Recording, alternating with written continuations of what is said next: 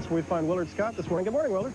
Hey, good morning to you, Bryant. Don't ever knock English cooking. Look at this. I've only been here 3 days. I've gained 75 pounds, 12 shillings and a scone.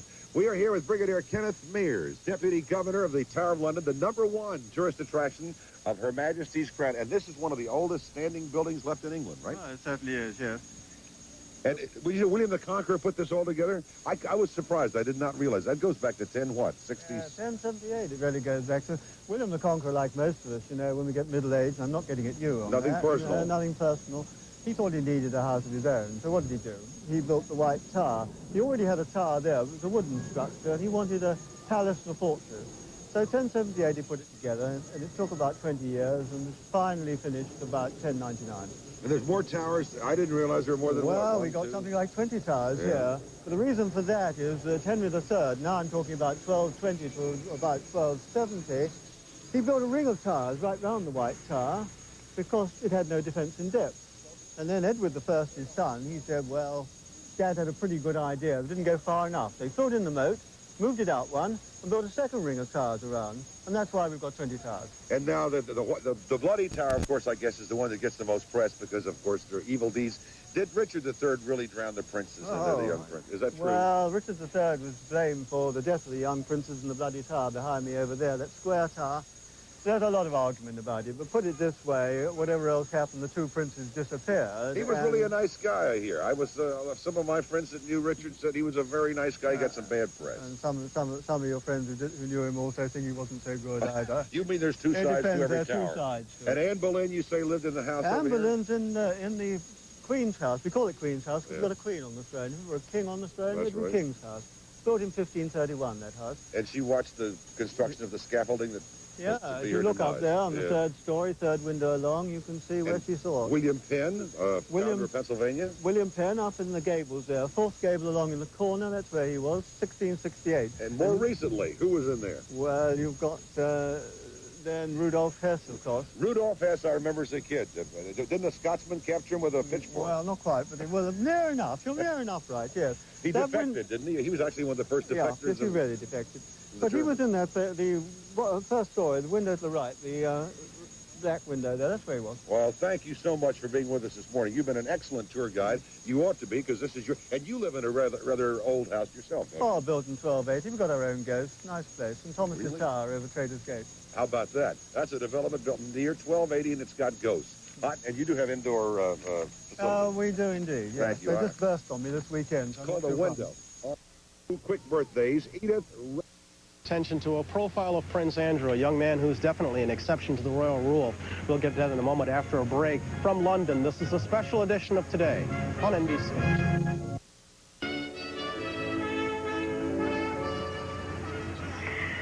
As the Duchess of Marlborough actually said about her two sons, the first was the heir, the other the spare. Being the second son, Prince Andrew never got the attention of his older brother, Prince Charles. But let's take a look now at this 26-year-old prince, the fourth in line to the throne, and a man who, until recently, was considered the world's most eligible bachelor. Even as a child, Prince Andrew Albert Christian Edward was the handsome one. He was the third of Queen Elizabeth's 4 children, born 11 years after Prince Charles and 9 years after Princess Anne. Andrew was destined from birth to be the other prince, an understudy, always in his brother's shadow.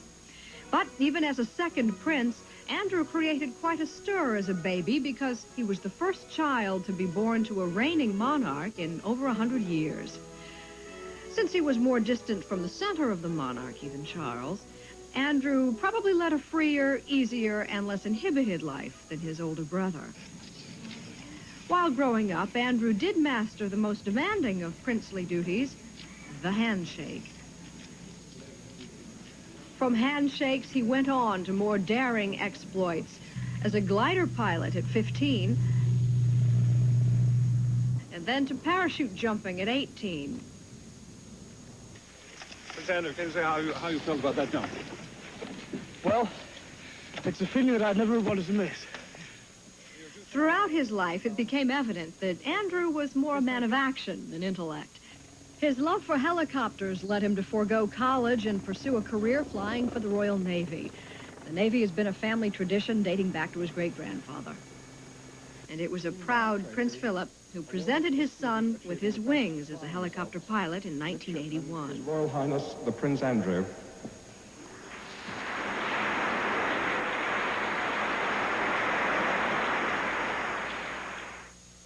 Within a year, he saw active duty in the Falklands War. One thing I know that I felt down in the Falklands was loneliness more than anything else. When you lie down on the deck and that moment when there are missiles and things flying around, at that precise moment, you are on your own. Andrew has always been popular with his crewmates. Those aboard the ship HMS Brazen told him so in a song. We want to be like you. We want to laugh like you, laugh like you. As the most fun-loving and best-looking of the royal family, it isn't surprising that Andrew was a ladies' man, earning him nicknames like the Playboy Prince and Randy Andy. But his taste in women raised a few royal eyebrows. He dated a succession of models, beauty queens, and actresses during his bachelor years, but none was considered less suitable than Koo Stark, an American-born soft-porn film star whose relationship with the prince stirred the most scandal and brought the most headlines. Good God, Emily, what do you think you're doing? I want you to make love to me. So the Queen probably heaved a sigh of relief when Andrew brought Sarah Ferguson home to the palace.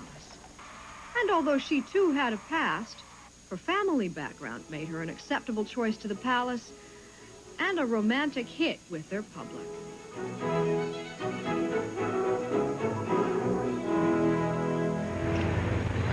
Author Robert Lacey writes frequently about the royal family and is a longtime friend of the State program. We're glad to have you with us for part of the coverage. Let's talk about Andrew a little bit. What is he really like? He's very much like you see him. People have this image of the royal family. They imagine that in Buckingham Palace, they behave in some way differently from the royal family that we see. And in fact, the strength of the British royal family is that what you see is what you get. I mean, they're very authentic people. So Andrew's quite an uncomplicated bloke, really. Is it true, as we hear, that he truly is the favorite of the family? No, I don't think that's the case. I don't think. I mean, the Queen loves all her children in different ways. I mean, it's her constitutional job not to have favorites. And one of the abilities of the Queen is the way her job spills out into her private life. He was a special baby when he was born in that she'd had to stop having a family for a number of years in order to work herself into the job. And obviously, as the first... I think from that came the idea that he was the favorite. That's how it started. But in recent years, there's been times when he's been very definitely the least favorite of her sons. I mean, cavorting with the likes of Koo Stark. Well, that leads us to another question. I mean, he's got all the proper tags. The Playboy Prince, Randy Andy. He's a young man. He's obviously eligible. Why is he getting married? I think he's getting married because he rather desperately wants to settle down. I mean, one of the things about being royal is having to live with the tensions between what you want as a person and what your position expects of you.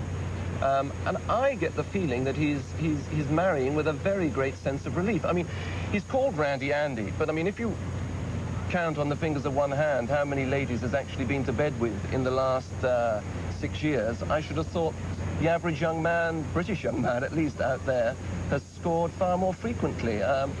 It's not really a sobriquet he's very happy with. The popular notion is that she is the strong-willed one, that she orchestrated this, and that in conjunction with the Princess of Wales, they managed to get this done, that he was just kind of a throw-in on the deal.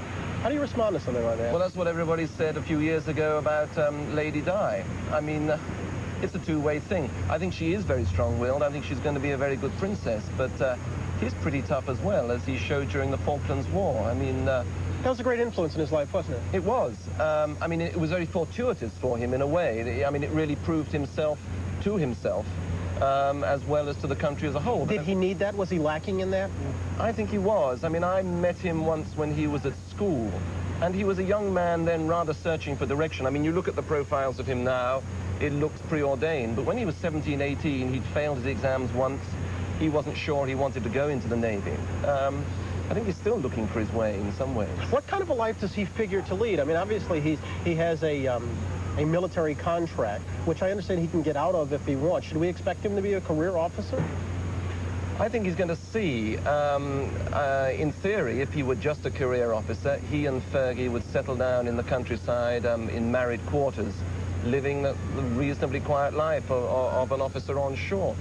But in fact, I mean, they like the bright lights. They're going to be up to town, and I think we won't see him a naval officer for more than a few more years, and then he will become a royal in the conventional sense, cutting ribbons and launching ships. Are they fans of the bright lights, or should we expect them to settle and have a family quickly?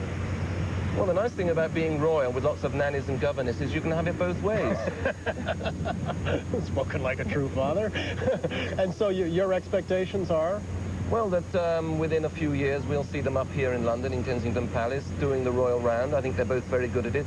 And there'll be lots and lots of little Andrews and Fergies, I'm sure. We're going to look forward to your joining us on Wednesday, and we'll be able to catch up on a few more stories of Prince Andrew and Sarah Ferguson. It's good to have you with us, as always. We're going to come back in just a moment. Moving up on distaff side, let it be noted, we'll have a profile of Fergie later in our program. When do you suppose they'll stop calling her Fergie? I was just going to say, that is so dreadful, but that's what she's been known as. But her real name will be Princess Andrew. That's true. Let us get a quick pop for upstairs, because our beautiful aerials are being supplied by the Goodyear Blimp Europa. At the controls, Captain Eddie Christensen of Denmark. Bill Purdy's our cameraman from London. We're coming back in a moment after the station break. North Dakota is betting on its future after federal cutback. You're expecting a bit of rain? Well, some of us are expecting rain. I don't think you are expecting rain, or the people in the control room are not expecting rain. Never because rains we in the don't truck. have any awnings. Yeah, but more on that to come a little bit later. Will is going to be giving us a check of the weather following the news, and then we're going to be joined by some of Britain's royalty of the theater, one of its first couples. Jeremy Irons and his wife, Sinead Cusack, will be with us. And then we'll meet Viscount Charles Althorp of Northamptonshire, a young man who might be just another Viscount if it weren't for his older sister. She is Lady Diana, the Princess of Wales. Viscount Althorp will be with us throughout our stay in London as a special commentator, and today he's going to show us around the 8,000-acre estate the family has called home for about 19 generations. I guess that explains why you allowed him to pick up the dinner check last night, but that's all right. And children's stories set in London have endeared this city to generations for years now. We're going to show you some parts of London that may be more familiar to you than you know. Let's move to the news desk. 3K, John Ball. Often accused of being rather bland and tasteless, but if you talk with my friend Michael here, he'd only tell you that you're eating the wrong kind of things. What are you going to serve me today? Well, here's jellied eel. That's the famous one. Jellied eels? Yeah, jellied eels. What do we got? This is whelks. There's like a sea snail. What are those little guys? These are winkles. It's an East End dish. You used to have those with toast in the evening. And this? And they're mussels in brine, mussels. And this is the cockle. I'm going to find out how to eat all that. Sure, yeah. Armed with pepper and vinegar and a piece of bread, I've been joined by my friend Derek Wilkinson here, who's going to help us figure out how to eat most of this. Now, I can figure out how to eat the finger food, but how does one eat a winkle? A winkle. How does one eat a winkle? You pierce there, you pull this little thing out here, pull the black piece off there and the sucker, and then you're going to eat. And you're really going to eat the jellied eel? Of course. Jellied eels are good for you. I do believe I have finally found a food that Willard Scott will eat. Let's go for a check of the weather. Willard? Boy, were they delicious. Brian, I just had this exciting new thing called jellied eels, and I ate a whole box of them, and they were out of this world. I'm in the Tower of London, no jellied eels here, and there's one thing I want to teach you if you didn't know, and I didn't know, but that may mean nothing because most people know a lot more than I know. Right? That's true. That's what I say. I'll say when I say you say, I say. What was the question? Whether we were called beef eaters or not. Do you ever really call these fellas beef eaters? This is a beef eater's outfit, supposedly. That's a beef eater's outfit. But, right, you never. Never call us beef eaters. No. Never. Why? No. You're actually what? We are yeoman warders of Her Majesty's Royal Fortress and Palace, the Tower of London. Bless your heart. Only time this is a beef eater. This is not a beef eater. This outfit, you said, was designed originally about 1445. About 1445. It was all. And how much does it weigh? It weighs roughly about 30 to 35 pounds. Let me introduce. This is Chief Yeoman Wardner Pop Davis. Is that right? That's correct. And you are the Chief Wardner of the entire Tower of London. I am. And with this outfit, it weighs about 39 pounds, right? That's it. You know, this later in Victoria's reign was changed to this outfit. And this, of course, is Yeoman Jailer Alan Copestake. Good morning. Good morning. What a nice, comfortable-looking outfit you have, sir. Well, this is indeed more comfortable and is worn daily by the warders, other than during ceremonial occasions when the more elaborate state uniform is worn. And I notice you have a nice close shave with that blade this morning. Is that... Yes, indeed. This is the ceremonial acts of justice, which indicated the guilt or innocence of prisoners when they were conveyed to their trial. How was that done? The blade faced away from the accused as long as he or she were innocent, but when found guilty, conveyed once more to the tower through Traitor's Gate with the blade facing towards them. Like a Navy trial today, right? When the sword points towards the... On the same lines of the court-martial. They're rushing me, but I want you to meet, finally, always save the best for last, Jewel House Curator Bob Melling. Good morning, sir. Good morning. And you and I, you have a microphone, so you and I are going to speak later, I believe. Yes, I the believe crown so. jewels are actually here in the Tower, London? Yes, just in the building over there. And we're going to talk to you in a few minutes because that is absolutely a magnificent outfit. Never a beefeater, but actually these are Warders, right? Warders. Warders. Warders. W-A-R-D-E-R-S. Here's what's happening now. Weather-wise, pay attention, locals. Here we come. There you go. Here's what's happening in your world this morning. Good morning. The news one. Charles Edward Moore Spencer, also called Viscount Althorp, perhaps more identifiable for our purposes this morning, is the younger brother of Lady Diana, the Princess of Wales. He is also heir to one of Britain's largest and oldest family estates. And this morning he shows us around the place he calls home. When I come home, I really feel that I am home. It's just the security of knowing that each one of your family have trodden on the same ground and very much made this corner of Northamptonshire theirs.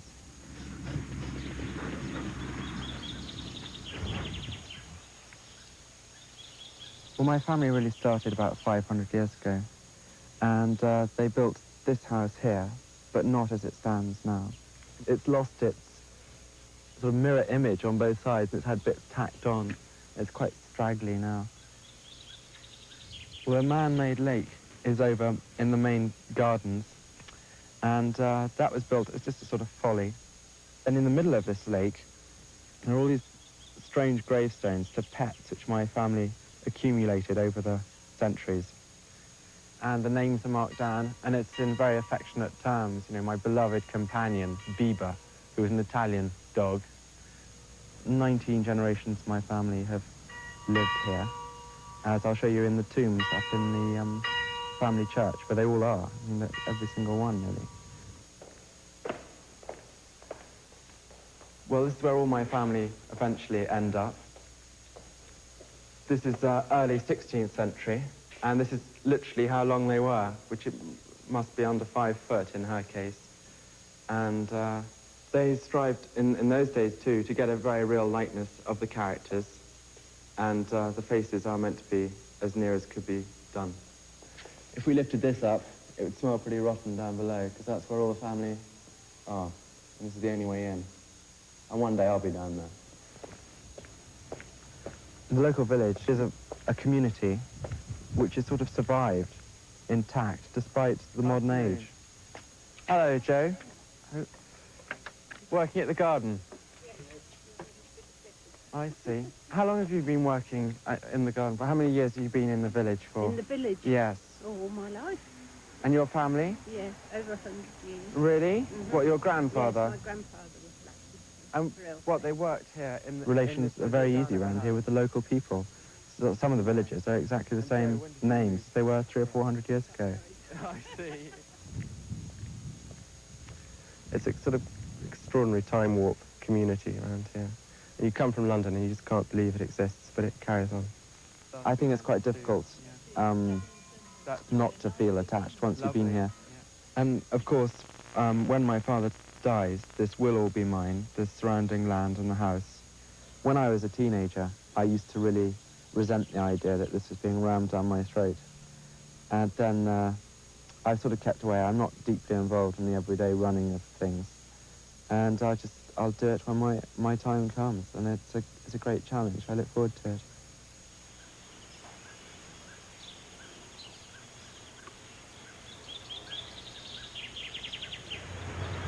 Viscount Althorp will be with us all Well, during the next few days, as a special commentator joins us this morning, there we saw you sitting under the tree contemplating all that will be one day yours. And not a part, but all. What about your sisters? Well, it's always been the custom in England for the eldest son to inherit the lot, and although that may not seem in place these days, that's the only reason it's all kept in place intact for one person. The French and things, they divide up their estates so much that there aren't any major ones at the same size. So for half a millennium, it's been in the same family. That must give you pause to realize that, in a way, it's not really yours. You are simply the custodian. I think that's certainly the case. You know that someone's had it before, someone will get it after you. It's not your business to do anything dramatic with it. Just keep it together, do the best you can. Provide a son, that's one of the main things you've got to do. And in fact, I'm the last male in my family, so if I die without a son, then it will have to be split up. You're only 22, but you're and unmarried at that, but you Yes. are feeling pressure already to produce an Well, heir? people do talk about it, but I mean, I won't be pressured into an early marriage. Viscount Althorp, who may call you Charles? Well, all my friends do, obviously. And no one really takes any notice of my title. I don't ring up. If I'm going to a restaurant, I don't say, it's Viscount Althorp here and I'd like a table. But at home, where the people have always, their families have been there and our family's been there, then they call me Viscount Althorp or Lord Charles. Yeah. I'm afraid at the restaurant last night you also got the bill. My apologies. We'll take care of that. We'll be back in a moment with some royalty of the British theater. Jeremy Irons and Sinead Cusack. But first a message.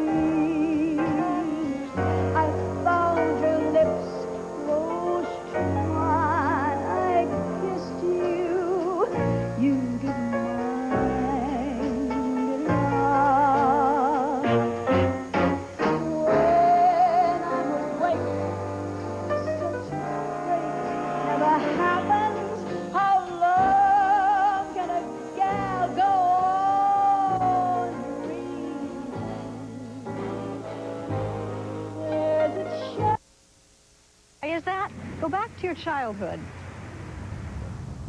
Author James Barrie, who created Peter Pan, put Peter's statue in Kensington Gardens in the dark of night so the children of London would think the fairies had brought him. Peter, you see, like so many American childhood favorites, was born in London. And between newer, grander buildings, fairy tale London still hides. Can you really fly? I'll teach you. Sing it on, come on! Hurry up and follow me, for I will soon be gone. I'm flying. But as Peter led the darling children away from London, another Pied Piper brought her charges closer to home in the shadow of St. Paul's Cathedral. Come feed the little birds, show them you care, and you'll be glad if you do. The young ones are hungry, their nests are so bare, all it takes is tuppence from you. From the great cathedrals to the alleys of Dickens, from Winnie the Pooh to Oliver Twist, Americans have been at home here in England since they were children. Consider yourself at home. Consider yourself one of the family. I've taken to you so strong. It's clear we're going to get along. There's no room here. There is no room. There's plenty of room. Consider yourself well in. Consider yourself part of the furniture. There isn't a lot to spare. Who cares? Whatever we got, we share. You know something, Robin, I was just wondering. Are we good guys or bad guys? You know, I mean, are robbing the rich to feed the poor? Rob? That's a naughty word. We never rob. We just sort of borrow a bit from those who can afford it. If it's your chance to be, we should see some harder days. Merry Christmas to you, Uncle. God save you.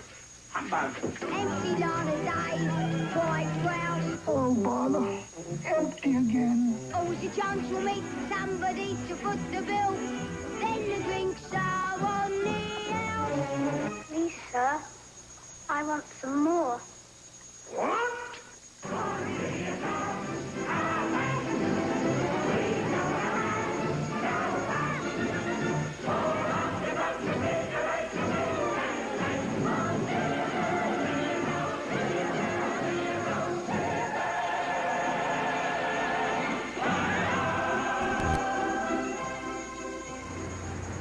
And we'll wrap up the first hour in London after a message. Ferguson at his side as they arrived to rehearse their wedding. The choir was practicing too for the lavish ceremony Wednesday morning. The flowers are being cut. And here's the cake unveiled this morning. A 5.5-foot tall fruitcake weighing 240 pounds. Baked and decorated right down to Andrew's and Sarah's initials by the Royal Navy at the Prince's request. There's an identical spare, just in case. Over the weekend, Miss Ferguson took her prince to a festival in her home village, a place called Dummer. Her wedding dress is still a secret, as are the measurements going into it. But her pre-diet dimensions have just been immortalized at Madame Tussaud's Wax Museum. So some of the newspapermen who make much of Miss Ferguson's hips measured around the wax replica and the gown covering it, 44 inches. Back in Dummer, people are annoyed by the public discussion of Sarah's size. It's very cross because a woman takes this personally, and I think she must be very upset about it. I think she's just a normal size 14. That's an American size 12. Anyway, most Britons seemed charmed by Fergie, and as her father says, she is the girl Prince Andrew fell in love with. Phil Bremen, NBC News, Dummer, England. Tennis star Martina Navratilova is in her homeland of Czechoslovakia this week. She's a member of the U.S. tennis team. To her. Now, number 3 and 4, because they were given to her grandmother, in royal circles they tend to call them Granny's chips. These are just what was left over from the table. Crumbs under the table. Crumbs under and the how table. big are those crumbs? Pretty good. They're 94 and 64 carats. Not bad. They fit together as a brooch. She very often wears them. Right. But the big 2 also fit together as a brooch. 530 and 317 carats. Just imagine wearing that. And the diamond cutter was in Denmark, was he? A man called, no, Holland, nearby, Holland, not yeah. too far away, Joseph Usher. And he was supposed to have fainted after it, but his grandson told me that it wasn't a faint at all. Just after he cut it, he got near the hooch and got into the Dutch gin, and that was all. He that was went so wrong with excited him. he needed a break. Yeah, quite right. And they gave him a third, or what was left over, right? Well, they gave him the whole lot. 7 diamonds and 96 minor. But the South African government bought back 6 of them, and Edward the 7th bought back the other one. And that was sort of his fee, so to speak. I want you once again, the Jewel House curator, Bob Melling. We didn't give you a fair shake last time. Is this the first place that people come to when they come to the Tower of the London? most popular attraction anywhere within the Tower of London is without doubt the Jewel And the House. jewels are up there right now, the crown jewels. I sincerely hope so, yes. Last time you checked. You're a beautiful man, and thank you. Thank you, Brigadier. You're sensational. The family jewels are well secured. Let's check and see what's happening in your world this morning. Between a father and daughter is bittersweet on her wedding day. This is particularly true in the case of Sarah Ferguson and her father. To tell us about their relationship, Bob Jamieson joins us now. Thanks, Jane. The father of the bride is a 54-year-old former military officer with close ties to the royal family who believes in the monarchy, tradition, and real men. Major Ronald Ivor Ferguson, polo player, gentleman farmer, retired Army commander, would probably be happier with the world if real men still rode white Chargers. But Major Ferguson couldn't be happier with the way his world has turned out, with his daughter's choice of a husband. I'm only too happy that she is fallen in love with a real proper man, a real man, and regardless of his rank, regardless of whether he's a prince or not. I love real men. I don't like wimps. He's a real man in my book. What's the difference between a real man and a wimp in your opinion? Almost exactly what I just described. I mean, I don't really...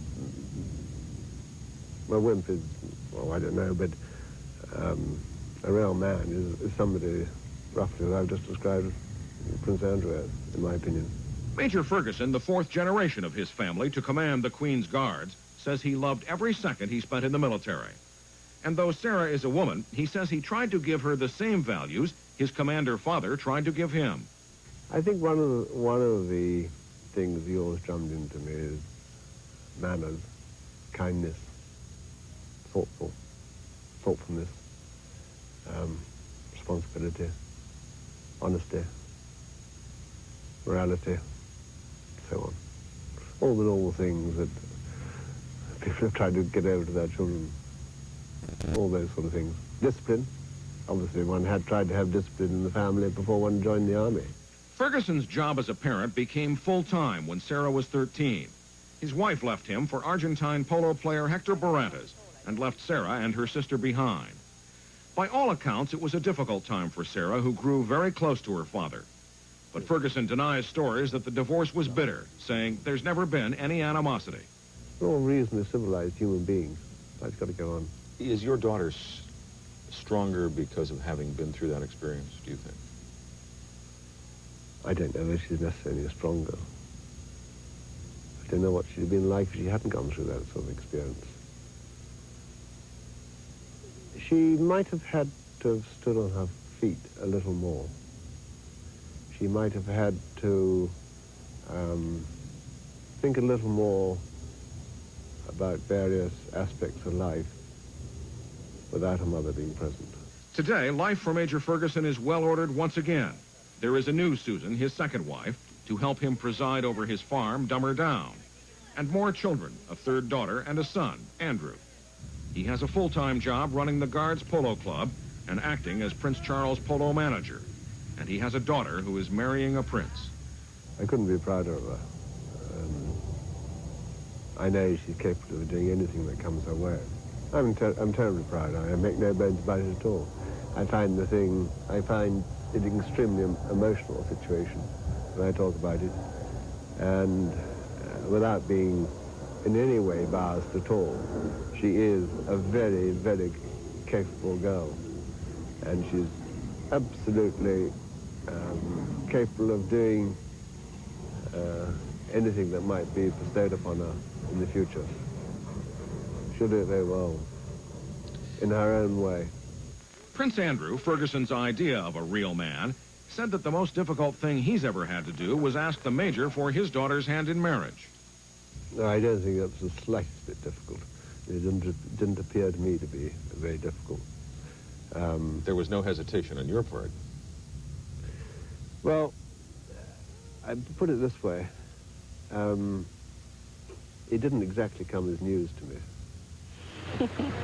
Did the prince really have to ask Major Ferguson for his daughter's hand? Just tradition, Jane. What did he say? Well, the Major is obviously someone who believes real men don't reveal secrets because he won't tell anybody what Prince Andrew said. All right, thanks, Bob. Hey, it's not looking so happily ever after for the Thatcher government over here. We'll talk about Margaret Thatcher's troubles in a moment. Feelings attendant to the royal wedding. That event comes as welcome relief to a nation beset by problems for which there seem few answers. On this eve of the wedding, we'll look at a Britain that too often goes unnoticed, the one bothered by racism and anti-American. official meteorological description I have heard here was cheery. Cheery. It's not bad. Tomorrow, of course, is the big event. We'll be here for it. It is the royal wedding of Prince Andrew and Sarah Ferguson. In the background behind us there, you can see Buckingham Palace, where we might well imagine this is a busy day making final preparations. But for most of Londoners, this is just another day to go to work. And to the question of what do the simple folk do or talk about, well, like you and I, they talk about some of their nation's problems. And yes, this nation has them. About 6% of this nation's population of 56 million are non-white, and they do not think they're getting a fair shake. We'll take a look at that. We will also look northward to the problems of Northern Ireland, where the bitter hatred... How do they feel this morning? Wet. Wet. Not too bad after the rain stopped. It's worth it. I'm going to stick it out even if it rains all day. Hello. We've got the videos going. We record it all so we can watch it in comfort when we get home. Keep that camp stove tea coming. More rain is forecast before the wedding tomorrow. British police are worried about more than the weather. Sniffer dogs are already checking Westminster Abbey for bombs. And nearby lamp poles, public toilets, even mailboxes have been sealed shut to keep explosives out. Another concern, privacy. Will Prince Andrew and Sarah honeymoon in the Azores? There's been a lot of speculation. We're not going to confirm or deny that speculation, and we're very good at not confirming or denying things, aren't we? Last night, a big private party for distinguished guests, including First Lady Nancy Reagan, at a polo ground run by Major Ronald Ferguson, the bride's father. Are there any peonies today? The bills for the flowers alone will be enormous. Luckily for Major Ferguson, most of the wedding costs will be covered by the British taxpayer. And here's a first unofficial glimpse of the preparations inside the Abbey, where in less than 24 hours, two 26-year-olds will pledge their love as the world looks on. Phil Bremen, NBC News, London. It's now a little past.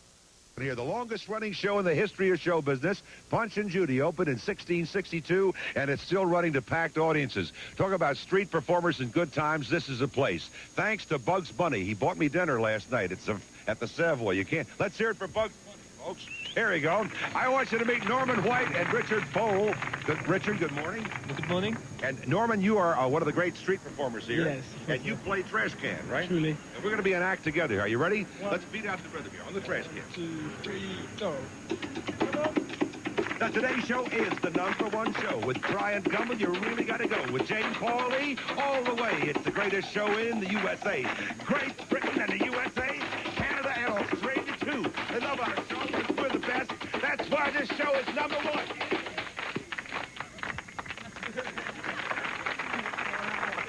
Thank you. Our next show will be at 3:30. Thank you very much. Okay, let's check the act this morning and see what the weather is indeed. Sad story is the heat yesterday was brutal. On close-up this morning, Tracy Ullman. She is a jack of all trades. She's a singer, an actress, a comedian, and she's also very efficient. So when we needed someone to sleuth out some people who knew the real Sarah Ferguson, she knew exactly where to send us. Hello. No, it's not Sarah Ferguson. It's Tracy Ullman. In London, everyone's ecstatic about the royal wedding. We're dodging American camera crews left, right, and centre. But I'm going to take you to the different parts of London, and we'll find some people that really know about Fergie. Come on, come on. Every little girl has a nanny, and we found Fergie's. Sarah, it's Nanny. And there was never any nonsense in my nursery, was there? No, dear. I remember you, lots of long red hair, and I used to think underneath all those freckles, there was a little girl. And there wasn't. There was just more freckles. So congratulations to you and the prince, and you should breed well, because your parents did. Time for tea, Daphne. We caught up with her former flatmate, Caroline Ormsby Struthers. Caroline, can we have a word, love? Oh, no, press, yuck. Yeah, hi, yeah, yeah, I knew Fergie. Yes, I mean, there's no doubt they were going to get married. I mean, like Andrew, they used to court here, and Andrew used to, like, land his helicopter on the roof, which was hysterical, and then, like, he used to juggle potatoes and, like, make French fries through the rotary blades, which was really funny, and, like, I really liked him, and, I mean, I used to nibble his ear even when I was on a diet, and I should be marrying him, and I'm really, really upset about this, Fergie, and I hate you, Fergie, I just hate you, Fergie. I hate her. Off to the country. Bye, toodles. Sparky, you're gorgeous. And yes, they're back, the Americans. We went to one of their favorite tourist spots. It's so exciting. It's so exciting to be here because, Fergie, you are so lucky because Andrew is so cute. And it could have happened to me. I wanted to take him home and say to my mom, okay, so what's wrong with him? You know? And like, I know someone that he knows someone and they know someone else and they know someone that really lived in the flats. So, hey, I may even get to be there, which is really exciting. So, I'm taking a picture of you taking a picture of me, which is really neat. Okay. Oh, it's so exciting in London. I mean, everyone's ecstatic. I mean, it's now reached fever pitch. And here I am at the good old British pub, where Cockney people sing songs from Oliver and things. I'm not going to be crowding around Westminster Abbey on the day. No, I'm going to be right here because I've had another tip, viewers, that this is where they're coming after the reception. They're going to have the royal disco. Charles, would you like to dance? Oh, yes. All of those people you just saw were, of course, Tracy Ullman, who's joined us this morning. Is Sarah the kind of person you'd have for a friend? Sarah was the sort of girl that you'd meet at sort of gymkhanas when I was a younger girl, and she'd sort of trample me on her horse and go, Honey, where's the Volvo? Any squash over here? They were horrid. They'd go, you commoners. To people like me, I'd go, oh, Miss Ferguson, spare a penny. But, well, you know, it's all good fun. What do you make of all this talk of her girth and her weight? Isn't it great? There's some really creepy, animalistic photographer measured her hips on the Madame Tussauds waxwork of her. They're animals, aren't they? These sort of tabloid press guys. Oh, okay, He got me measured it with a tape measure, you know. Oh, this big, this big. We haven't seen a lot of you lately. How come? I mean, you stopped working for 2 years. I had a baby. I know, you I had had a little truck Mabel. driven through me. I had a baby, a 9-pound baby. Motherhood agrees with you? Oh, yeah, she's lovely. It's lovely having kids, isn't it? You know, it mellows you out, makes you real happy. Yeah. I'm happy with Mabel. You're not at all concerned that having been away from audiences for 2 years, it's going to be tough to come back? Well, I got to... Being a mum and doing everything, no, not really. You know, someone will have me for something, surely, you know, Polaroid commercials, anything. You know, I'm showing you now. You're looking for work? I'm looking for work, you know. It's expensive having kids, you know. And it's upsetting. My dog ate my baby's umbilical cord the other day. I'd saved it in my book. You know, like, because aristocratic families here sort of like, and here's Sarah Ferguson's umbilical cord from, you know, and they save them for hundreds of years. And I saved mine, and my dog thought it was a yummy snack and ate it. It's very I think I want to leave it there. Whatever. They're bringing another band out. Bring more bands out. Pretend something's happening here. Keep the crowds happy. It's nice to see you've mellowed. Yes, I know. I like this. Tracy Ullman, it's good seeing you always. Thank you, Brian. Lovely to see you. You're a lovely boy. Thank you, Brian, darling. with a T. That's right. We'll come back in just a moment. But first, this is Today, a special edition of Today from London on NBC.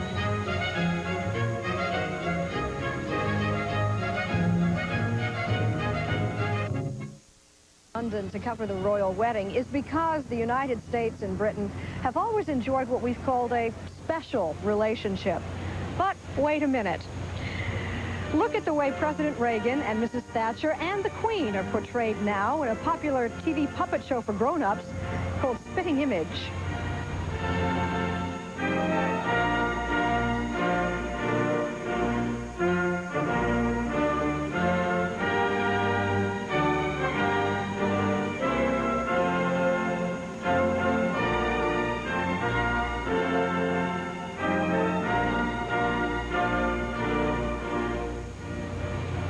Mrs. Thatcher kissing the president's ring. We'll get to that. Are we the ugly Americans all over again? To talk about it, John Palmer, who writes a column for The Guardian, and Robert Cheshire, who has just returned here from 5 years in Washington as a correspondent for The Observer. And when you returned, you were rather shocked to find this new anti-American attitude. Tell me about it. Yes, I was. I think in the time I was away, it had developed markedly. It was almost entirely a political phenomenon. People had somehow taken against the way Reagan was running the Western world and the way they saw Britain as part of all this, while at the same time the pro-Americanism, which would lead people to take their vacations, for example, was as strong as ever. There was a paradox here between the two. at the east gate of Buckingham Palace, which is the royal residence and has, about 600 rooms. If you're wondering how much something like that might cost, well, it cost King George III back in 1762 somewhere in the neighborhood of about 28,000 pounds, which at today's rates would be a bargain. It costs you about $42,000. Not everything here in England is a laughing matter, of course. We're going to be joined by John Alpert in this half hour. He's going to take us on to a visit up to Belfast in Northern Ireland to talk of the problems that continue to exist there between Catholics and Protestants, a problem that really seems to not have much of a solution in sight. Jane? Thank you, Bryant. Americans still haven't forgotten actor Anthony Andrews from Brideshead Revisited. Well, today he will be our guest, and our subject is Suspicion Revisited. The 1941 Hitchcock classic starring Cary Grant is being remade with Anthony Andrews in the, dare I call it the Cary Grant role? I'll ask him. And we are also going to be visiting the digs of Sherlock Holmes here in London, and we'll be talking about the espionage novel with two of the masters of that craft from this land. And yes, this is prime viewing location for the royal procession tomorrow. You can see some folks have already staked out their place. Let's get to the news desk. 3K in New York, Ms. John. In a moment, we'll catch up with Willard Scott at Covent Garden, and then we'll try to get to the heart of the problem in Northern Ireland. But first, a message.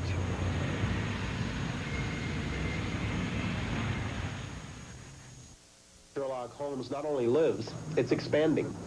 Sir Arthur Conan Doyle's character is enjoying a revival with television audiences in both Britain and the United States. One of London's most famous addresses, 221 Baker Street, did not even exist until 1930. But the building society on that site still receives mail addressed to the fictitious detective. But the place where the legend actually breathes is the Sherlock Holmes pub at 10 Northumberland Street. The bar downstairs is packed with artifacts, and the upstairs restaurant includes a memorial built for the 1951 Festival of Britain. John, on an average day, how many people come through here, not necessarily to eat, but to look at the memorabilia? 12, 1,500. 12 or 1,500? What kind of questions do they ask you? What do they want to know? We get silly ones like, is Mr. Doyle in or is Mr. Holmes in? No, not at the moment. He's out with a dog, you sort of treat him with silliness. Yeah. John Smith, thank you. Time now for a check of the weather. Here's Willard.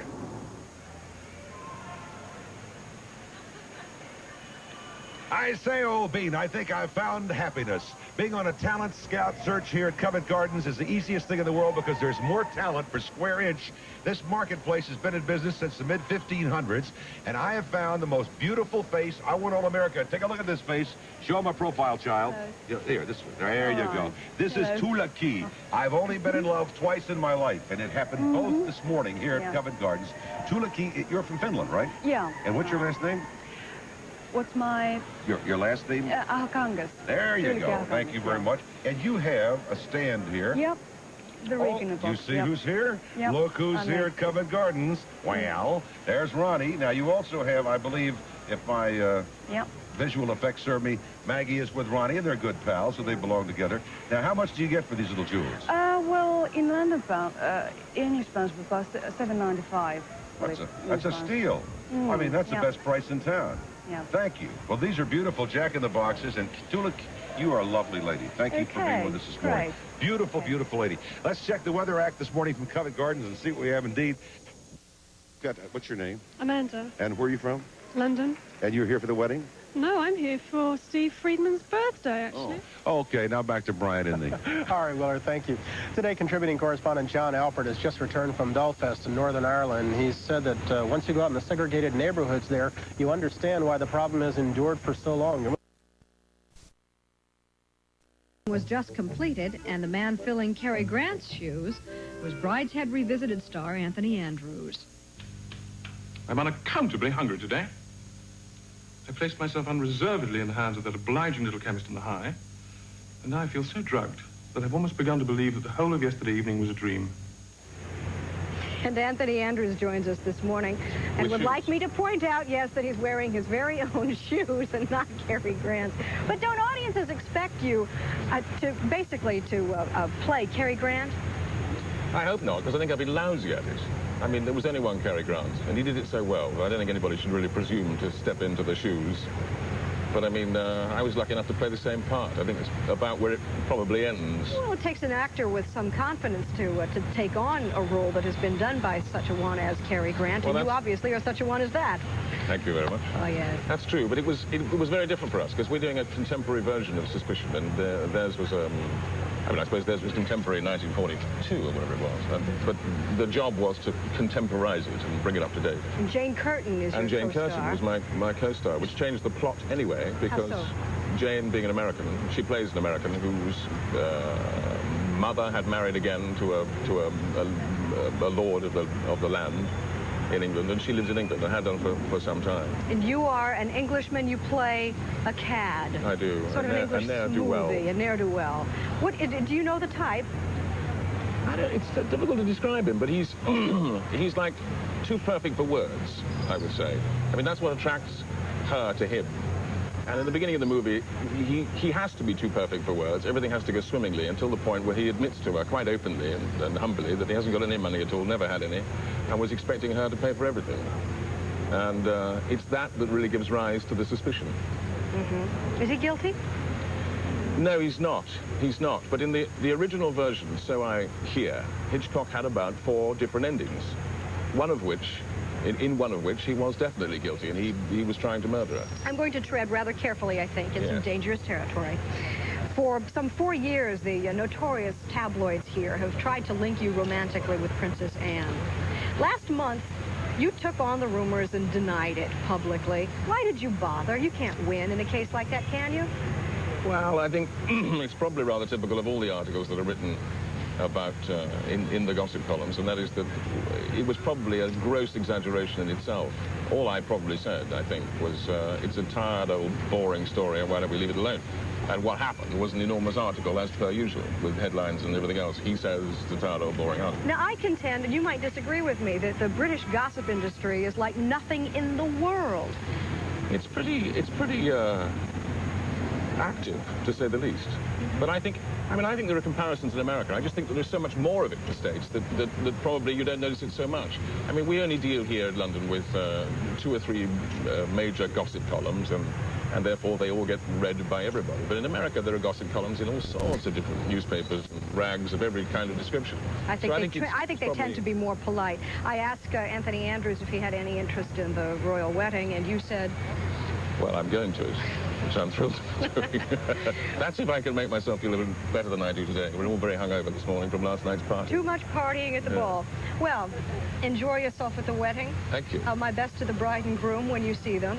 You probably won't see the wedding, however. I'm told the best view will be on television. I think it probably will. Which is where we'll be. Thank you very much. Thank you. And we'll be back after station break.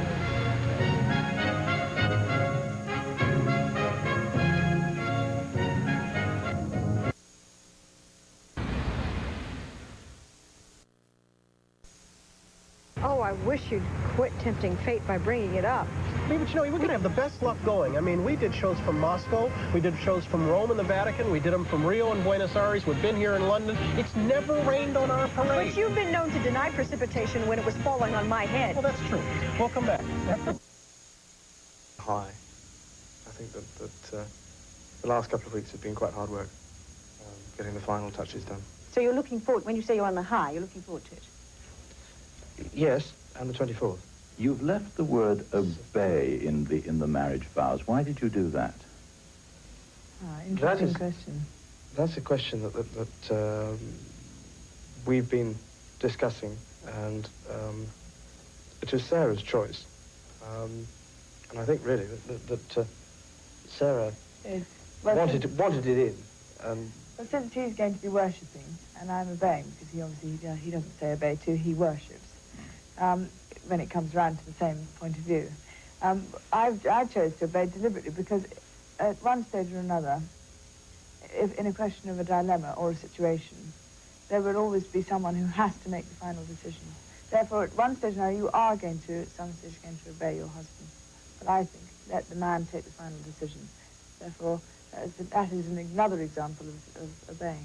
So it's not just a spiritual or moral obey, it is a physical obey as well. It's very interesting, yes. It's. I think it's more moral than physical. I mean, the straight obey, as we see it today, I don't think, I personally haven't read it as me, the man, laying down the law.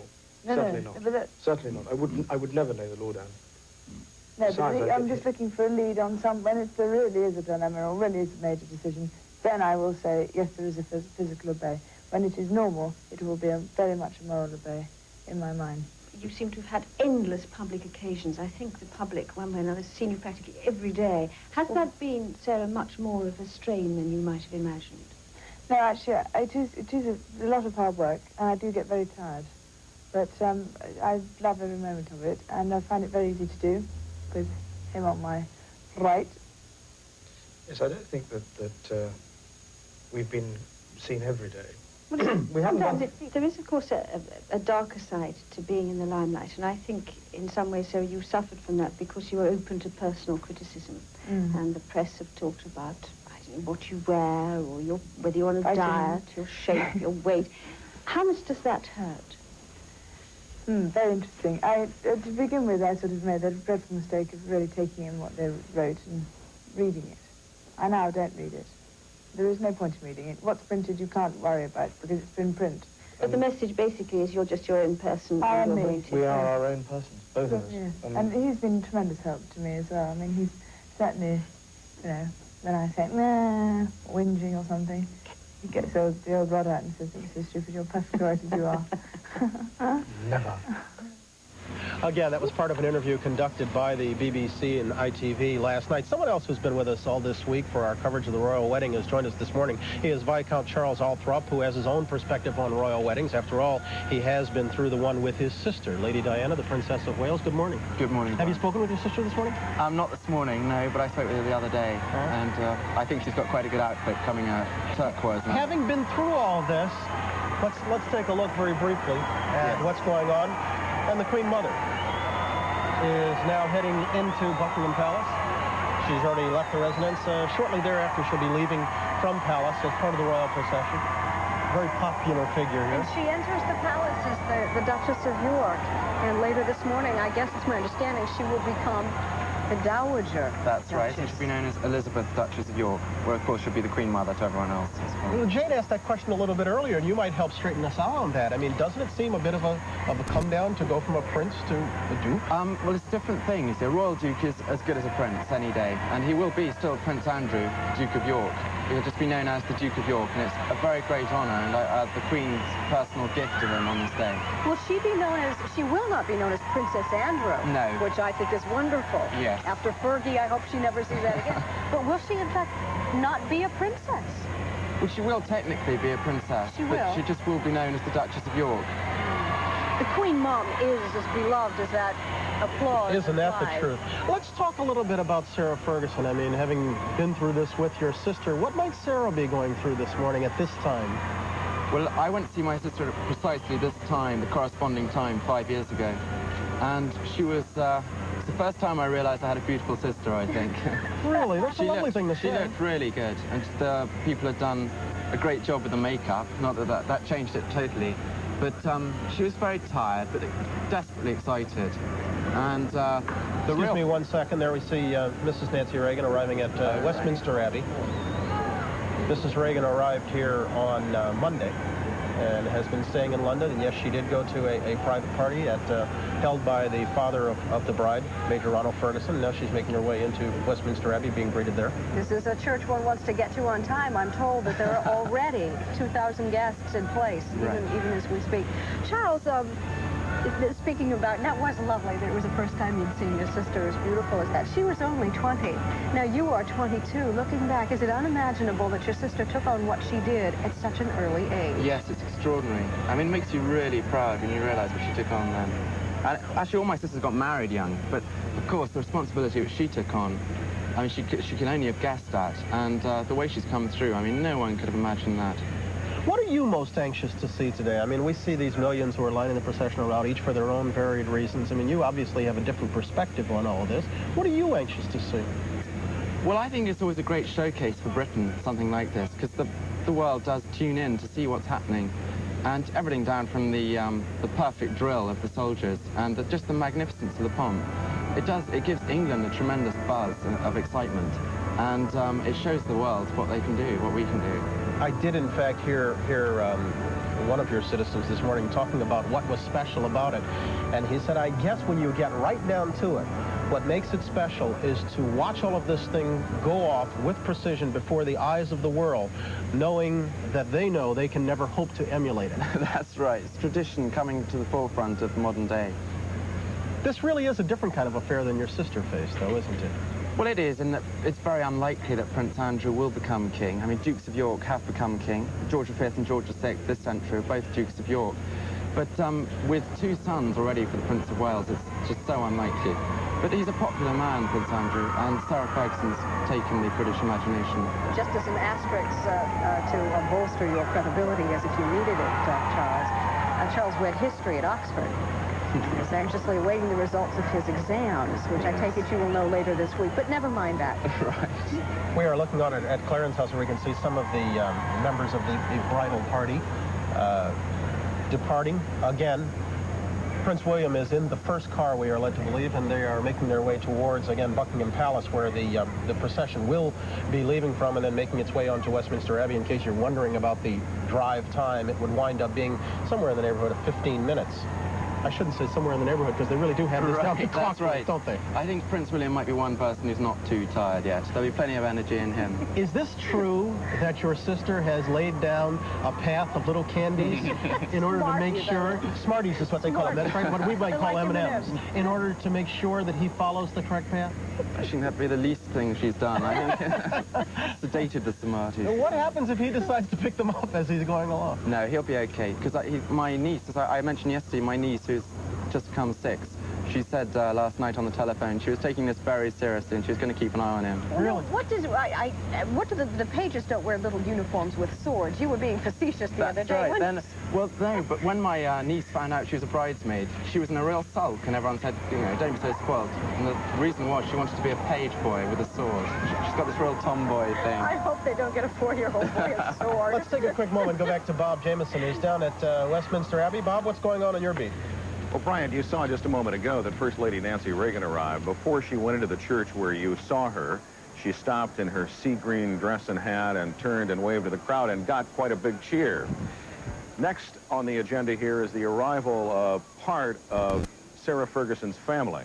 Her mother's husband, Hector Barrantes from Argentina, that was a touchy subject, wiped away when the Queen invited him to the wedding, because of the Falklands War. And Sarah's grandmother, Lady Elmhurst, a 74-year-old widow. And we expect momentarily the arrival of the pages and the bridesmaids, including the son of Princess Anne, of course, Prince William, the son of Charles and Diana, and, of course, the half-sister of Sarah Ferguson, Alice, and her half-brother, Andrew.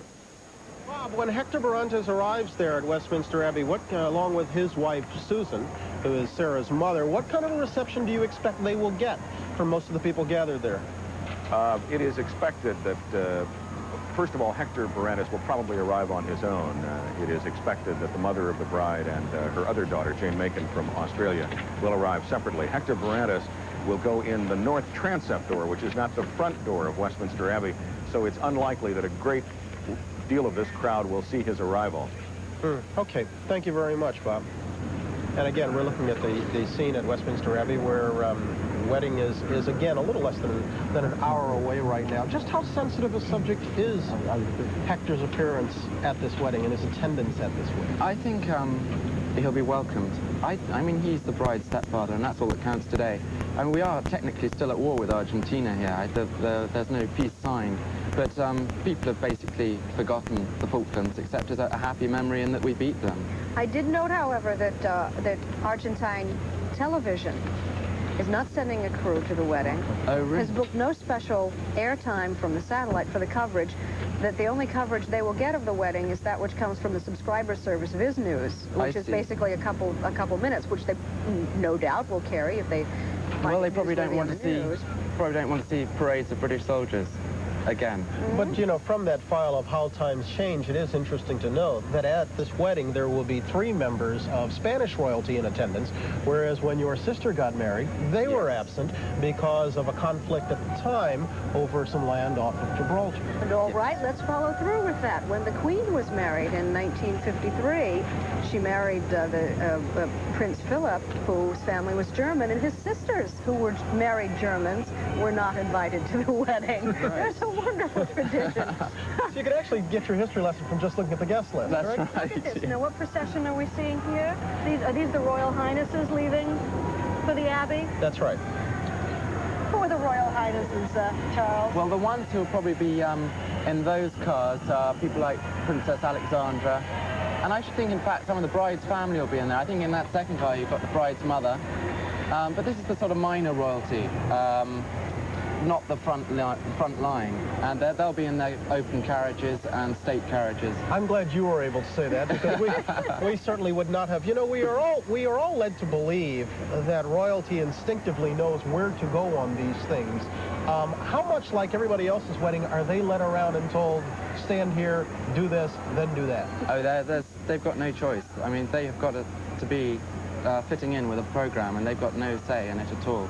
They're dragged out at these things and they go home. Did you look at it when you went through it as a difficult experience, or was it something that you just sat back and enjoyed? I was in something of a daze that day because I had to light a bonfire. There's a chain of bonfires across England, if you remember.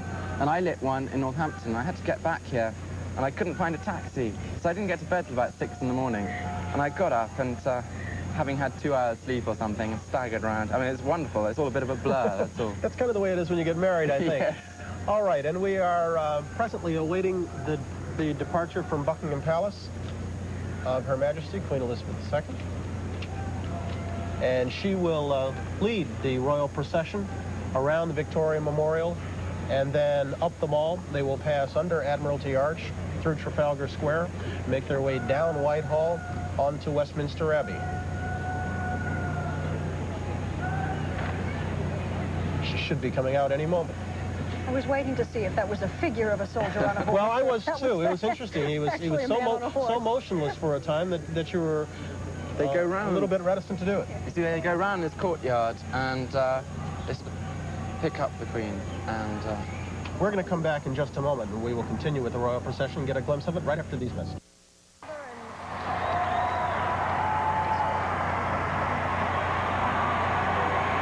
The royal procession continuing around the Victoria Memorial, now making its way up the Mall to the applause of the throng, the Queen and the Queen Mother leading the procession.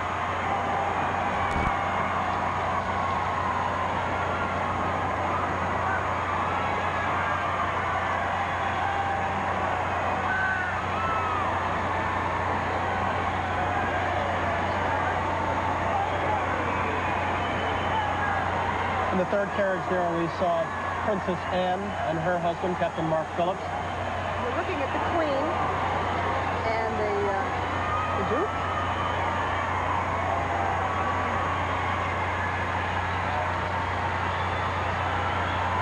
Some of these people that you are hearing screaming have been out here, some of them close to 48 hours, to get the views that they are enjoying right now. This is quite a big occasion for many of them. And that's Princess Margaret seated next to the Queen Mother. And Princess Margaret's children. Facing her on the other side.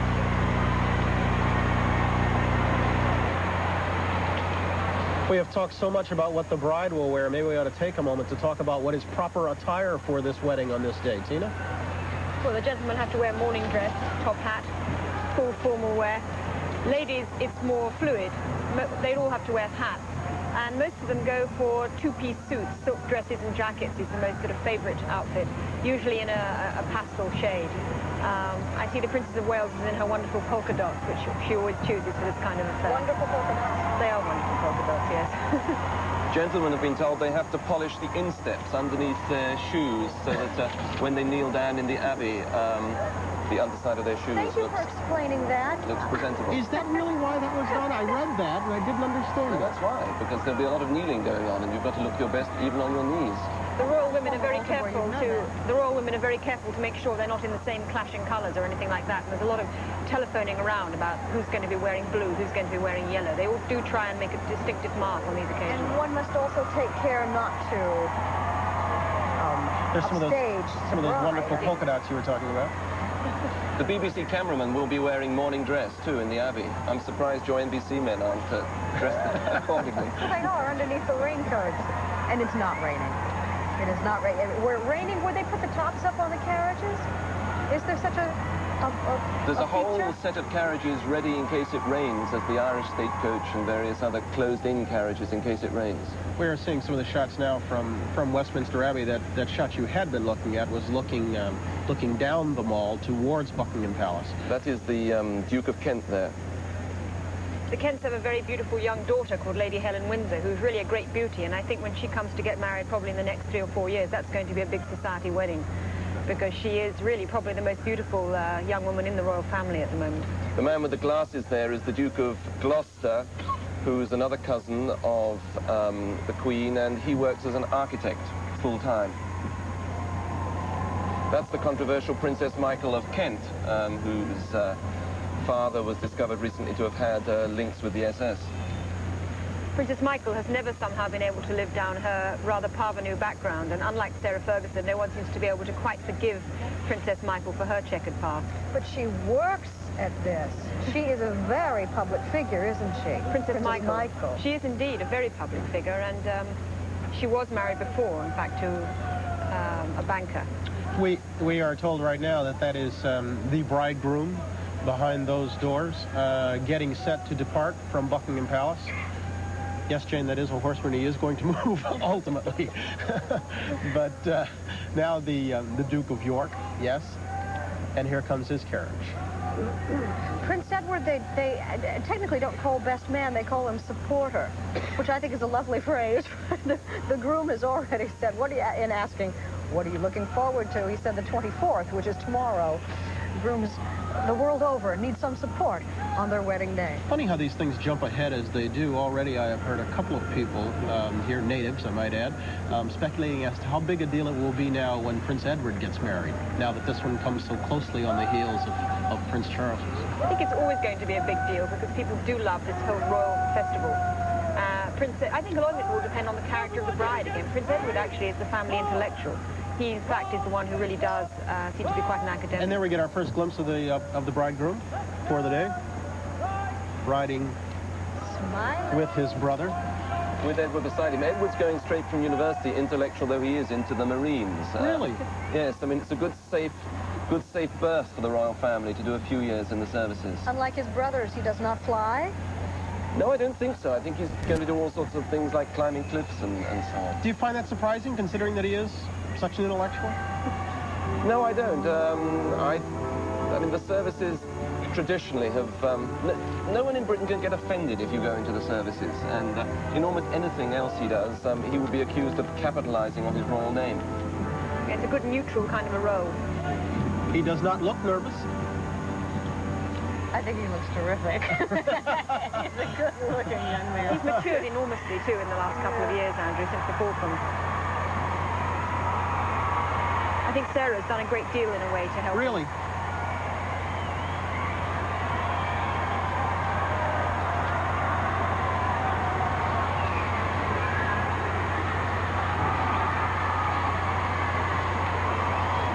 One of those men on the coach will be a Secret Service man, perhaps both of them will be, and they're armed underneath that ceremonial.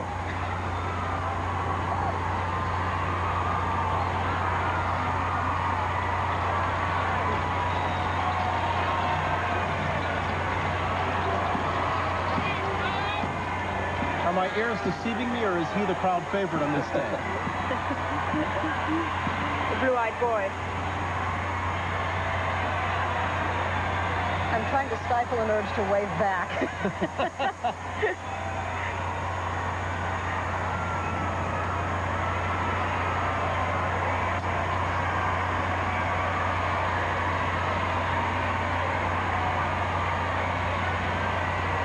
You can see the Queen and Prince Philip now making their way. They should be very close to arrival at Westminster Abbey right now, even as... Of course, on previous ceremonial occasions, it would have been the bride's father, Ronald Ferguson, who was riding there at the head of the troops. And there's a story of how, on one of these occasions, he was riding too close to the Queen, and she turned to him and said, "Ronnie, they've come to see me, not you." And he then had to trot a little behind her. We're going to come back in just a moment. We're going to get our first glimpse of the bride when we do. But first, we'll take a break here. This is a special edition of Today on NBC.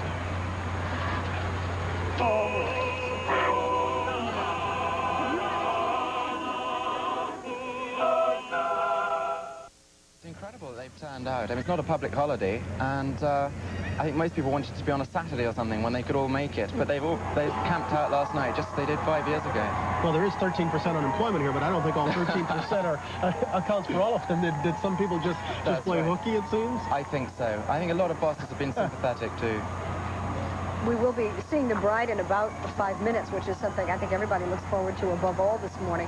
She'll be inside that glass coach, however, and my recollection of your sister at first glimpse like this was that it was all just billowing white with a very familiar face, but you don't really see what you want to see, that dramatic exit from the carriage until the bride actually arrives at the Abbey. As we just saw, the Queen and Prince Philip are arriving at the Abbey right now, even as the bridegroom continues to make his way down the mall. He's trailing by, I guess about, 7 or 8 minutes in the procession. The bride will be the last to arrive. And once she arrives, the wedding will get underway, and it's scheduled now for, about 30 minutes from now, 35 minutes from now.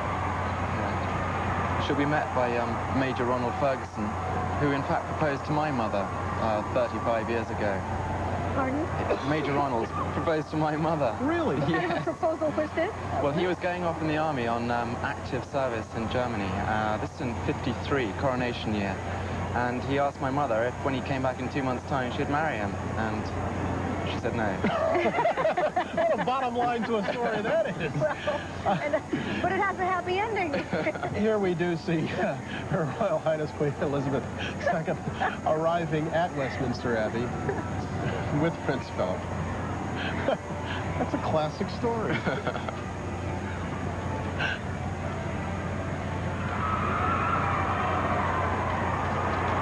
Were my ears deceiving me earlier, or does the crowd tend to play favorites as the royal family goes by and the applause is louder for one than another?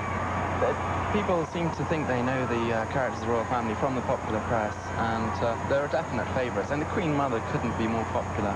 The popular press, is that what you're calling them for the benefit of our audience on this day and being diplomatic? Well, popular as in for the people, rather than popular as in liked. Popular as in as far as you're concerned. That's right. Okay. Do you think you know Andrew quite well? No. I've met him, but I don't know him well. Direct impressions? Certainly interesting, sort of outrageous, and great fun. I think for somebody to live in a goldfish bowl like he has done, to have that much character is a great thing. Even as we see the Queen arriving there at Westminster Abbey, I've got to ask you, has your sister to a certain extent been surprised at how much attention? I mean, I know she expected a great deal of it, but is she apprised the extent of it? Yes, I think so. I remember going to see her a few times in the months after she was married, and she kept sort of saying that she couldn't believe it. But does she have to be a little careful? Has she been this summer? There's the Queen Mother. Not to upstage Sarah? Well, she doesn't want to do that. Of course she wouldn't want to, but how could she help it? She's probably the most famous woman in the world today. Well, yes, but there's not a lot she can do about that, really. Of course not. So I think she's never tried to upstage, and that's the important thing, and Sarah understands, I'm sure. And there's your sister. Yeah, I told you it would be a nice dress. What can you tell me about the polka dots? This has definitely been her season of polka dots, everything. Yes, I think she's cornered a market here. I don't know who makes them, but they're doing very well. There they are, all ready to be put in their pews. We can start telling you the little that we know about the bride's wedding gown in about 2 minutes. What I know is embargoed for That's that right. long. We'll see it in a moment. You notice my eyebrows went up the minute you even brought it up, because while we do have some information about it, we are not allowed to tell you a thing about it until you get your first glimpse, and that is coming up now in I guess about 45 seconds. I was going to say somewhat less than a minute. I even know where these zippers were manufactured here in London. Is that right? I do. But I can't tell you. Of such secrets are great fortunes born. The bride is at Clarence House, and she will be making her appearance shortly, I guess somewhere in the neighborhood of now 30 seconds. And again, she will then make her way on to Westminster Abbey by a different route from the rest of the royal procession. And when she arrives, the wedding will be getting underway. Again, Prince Andrew and his supporter, as Jane told us a little bit earlier, Prince Edward. We are looking now at Clarence House. And we are looking for the bride. Is it my imagination, or have I seen more redheads on the street these days with this going on? Yes, I think a lot of Hannah bottles have been sold. Here she comes. Here she comes. Look carefully. Our first glimpse of the dress. Well, Jane was right. You can't tell much from that. Oh, but it still makes the heart go. Yes. Do you love her? Now, we do, although we are embargoed a little bit from telling you much about it, these are the taped sketches of the dress that she is wearing today, and contrary to all that we had heard about it being wild and outlandish, it looks very traditional, does it not? And it is not peach-colored with red accents. It features a lot of detail work that the designer is known for. But look at the sleeve. You're there. You can see the silk of the sleeve. I don't know how to speak in fashion terms, and I don't think most of our viewers understand it either. But it looks to me to be a good deal more understated than Lady Diana's dress was five years ago. The train, for instance, is merely 17.5 feet long. and the Princess of Wales was? Yards and yards and yards and yards. There's that wonderful picture of her train going from the bottom of the steps at St. Paul's to the top, and there were scores of steps. Well, oh, look, she's... In about 12 minutes, she's going to be arriving at Westminster Abbey, and we will get a full view of the dress, and we'll be getting to that when we come back. But first, from London, we'll take time for these messages.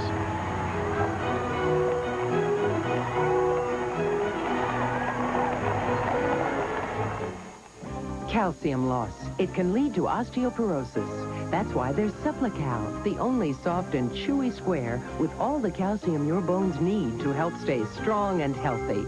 Supplical, soft calcium for strong bones. Can effective antacid medicine taste good? Sure. Remigel tastes great and works wonders on heartburn. Great tasting Remigel. Soft and chewy and the same effective relief as 2 teaspoons of the leading liquid. Remigel. Liquid relief in every great tasting tablet. Indulge your taste for the best. And a soleil for the Saint-Tropez tan. With the elegance of the Saint-Tropez tan comes the luxury of beautiful skin. From Bain de Soleil. For the eyes, the lips, the face, and the body in a range of sun formulas for your skin's own needs. Bain de Soleil. Indulge in it. Do you know me? Every time I appear on a talk show, people ask me about my father. Every time I do an interview, people ask me about my father. Every time I pull out the American Express card, people treat me like my father.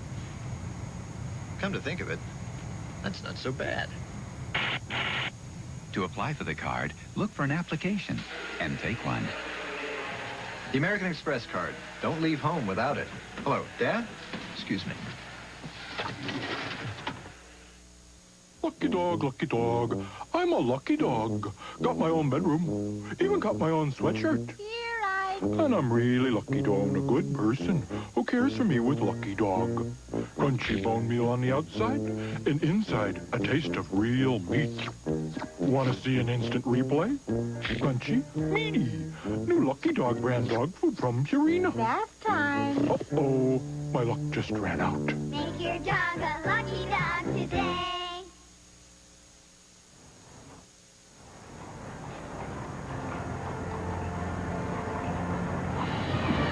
We're back in London, where we are joined once again at home base by author Robert Lacey and editor of Vanity Fair, Tina Brown. And yes, we are looking at Westminster Abbey, where the bridegroom and his brother have made their arrival.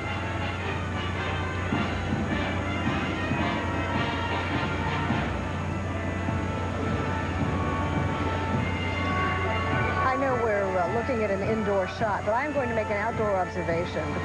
The bride leaves Clarence House, and the sun comes out. It's a wonderful image. Of course, you'd say the same if it rained. In Britain, it's all right to be rained on if you're a bride, because most brides probably are. That's why it's so unusual when the sun comes out. It has to be a good omen. And there's the bridal procession right now, making its way down the mall.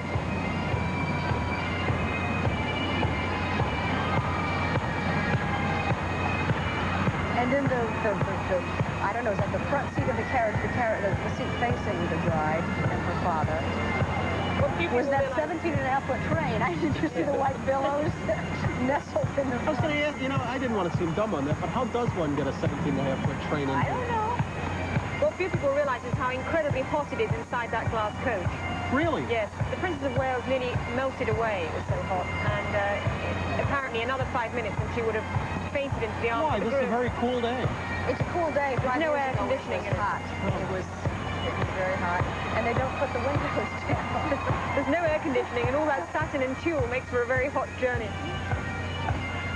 In case we had not noted it a couple of times earlier today, or in fact earlier in the week, what you were seeing here is a wedding between two enormously popular individuals among the people here. But also a very ordinary wedding in some ways. I was hearing the other night that Sarah was telling a couple of her friends she'd got them good seats in the Abbey. I mean, they've been very much involved in all the details of it.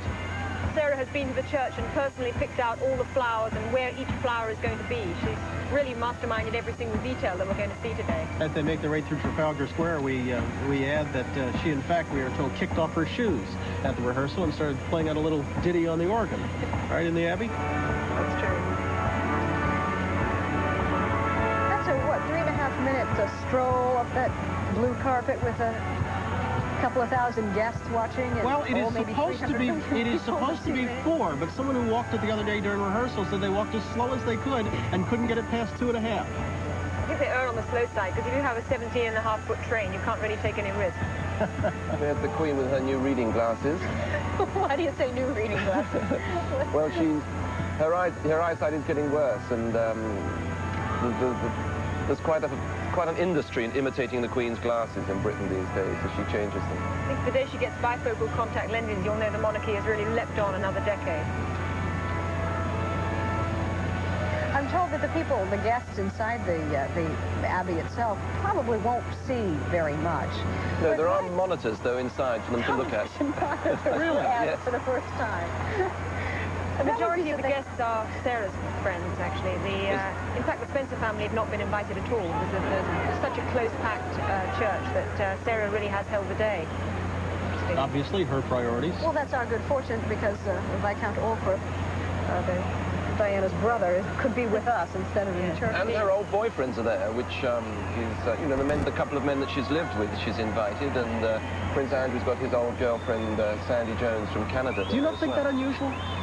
No, I don't. I mean, I think it's a mark of, I was going to say it's a mark of the informality of this couple, but then, of course, Prince Charles had his old girlfriends at the wedding as well. But they were probably old friends of the family with profound royal connections.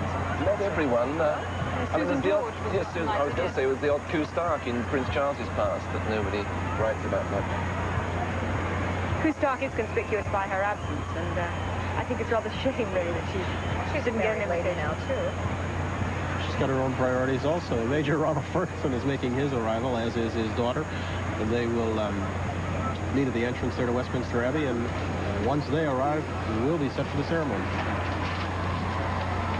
Now, he's a military man. I'm told a very, very proper military man. Yes, he's known as the Galloping Major. I mean, he's enormously serious and sort of traditional man, and this is really his finest hour. He's always been rather on the fringe of royal circles, and now he's right there in the middle, and he's absolutely over the moon about it.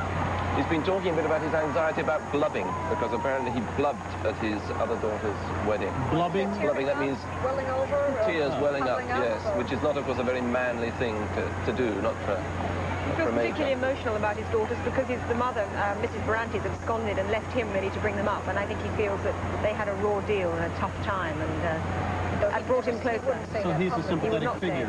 He's a sympathetic figure because he was dumped, really, with the children, and handled it really with rather a lot of aplomb, and obviously made a success of it because the two girls adore him. We might also add that Sarah adores her stepmother, who she fondly calls, what, the wicked stepmother, right? Well, I think the old Galloping Major must have something, because both his wives have been exceptionally good-looking. The present wife is very, very pretty, and the one who absconded was an absolute beauty. She's a sort of Ralph Lauren woman with long, willowy hair and marvellous sort of You can see him right in there making final adjustments. This must be a thrilling time for them. He doesn't strike me as a man one would call daddy. What does a proper British girl tend to call her father? Well, no, I'm sure I know Sarah calls him Daddy. Really? Yes, definitely. Or Dad occasionally. But as Tina says, they have been very close indeed. There's some debate as to which of the two daughters he's fonder of. He's not dreadfully fond of his Australian son-in-law. He was rather disappointed with that marriage. The other daughter married a young farmer who came over. And from what one knows, Ronnie wasn't too pleased about that. In the American sense, farmer, or is he a grand landowner? No, I don't think he is a grand landowner. No, he's not. That's the trouble, really. No, he's got rather an undistinguished ranch down in Australia. And he cracked some rather blue jokes at the party the other night, which didn't go down very well either. Any we can repeat here? Afraid not. I wondered about them. You already screened them, right? In many ways, one feels that sister was responding to the mother's leaving the home. She sort of, as soon as her mother left, almost immediately she rushed off to Australia and eloped at a very young age. At 18? At 18, and I think probably she wouldn't have done that if her mother had been around. It was almost that she was emulating her mother. There, right in the middle of the picture is the Queen Mother, the best-loved royal of all. There was a mildly scandalous book written about her this year, and it was remarkable the way bookshops refused to stock it. And Penelope Mortimer, the once very respected author, got almost unanimously bad reviews. Just because she's a British institution, you don't take on the Queen Mother. Maybe it would be inappropriate for you to share with us some of these scandalous items, but perhaps later in the day. Simply that she drank a little and she didn't like the Duchess of Windsor, fairly well-known stuff. And right now, the bride and her father, Major Ronald Ferguson, making their final approach to Westminster Abbey. And boy, you can hear the crowd.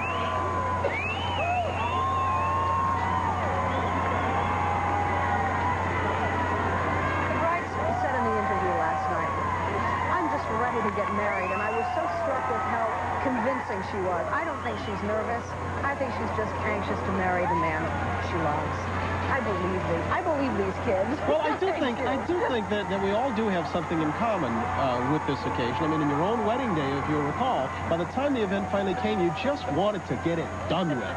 Just get it over with and be over and done. And Sarah is a very much more self-possessed young woman anyway than the Princess of Wales was.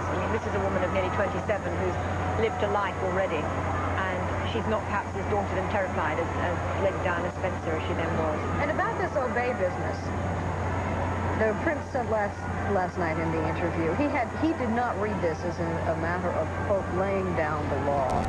He seemed so anxious to underplay the obey. It struck me as a modern, a very modern prince, stressing at every turn equality, partnership. I felt that Sarah, in a way, was rather anxious to stress the fact that she would, in fact, bow to him. Old-fashioned, yes.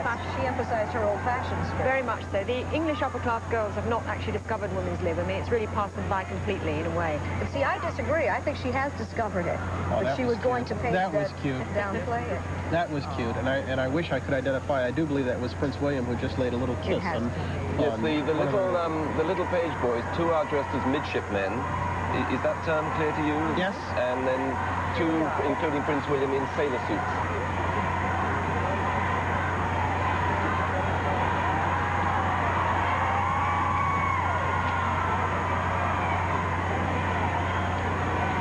And that's Linda Chirac. Is that Chirac. Yes.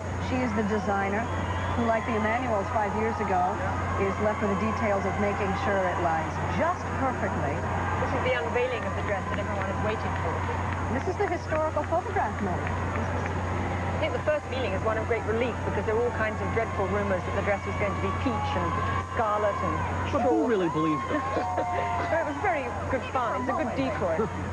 But she's gone for a very traditional dress, which I'm pleased about, because I don't think something very adventurous would have been right. The veil and the headpiece is somewhat more than I had expected. Yes. She's got such wonderful hair. I think she's made that the focus of her. I don't know if you can hear it or not, but the people down there are yelling, "Sarah, Sarah." Which doesn't seem very royal, but... Well, she walks in, Miss Ferguson. It is nonetheless warm. And she walks out today, the Duchess of York. Amazing transformation. 17.5 feet of train. A much more manageable length than the Princess of Wales 30-foot, which she struggled with so charmingly in the wind, as people might remember, when she came out of the church, and Prince Charles stopped and helped her unfold it.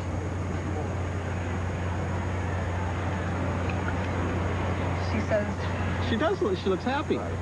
And yes, she looks thin. Now.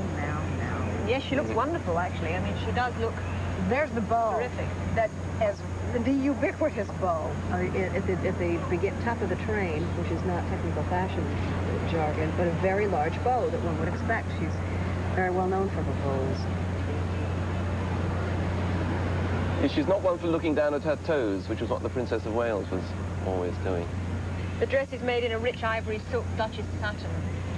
And probably the most distinctive thing about it is not the shape, really, or the cut, but the fact that the bodice is embroidered with her own coat of arms, which has thistles and bees in it, which is a wonderfully unusual touch. Are we on schedule or what? Yes, very much so. To the second. Right on the button.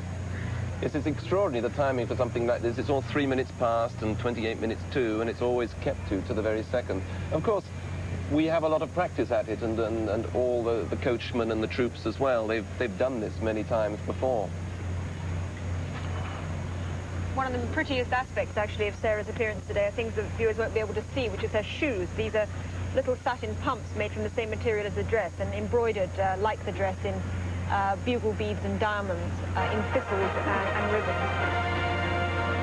All these thistles and ribbons are actually a throwback to a more traditional sort of royal wedding dress when the Queen got married. Keep your eye as well, after we have gobbled up the image of the bride, on the little people, the attendants. The oldest is 8, the youngest is Prince William, who is 4, and they could be a little story in their own right. Well, I think it's the first time Prince William has been to church. He talks so much and is frankly so badly behaved that he doesn't usually go to church. I think they're all rather worried about what he's going to do.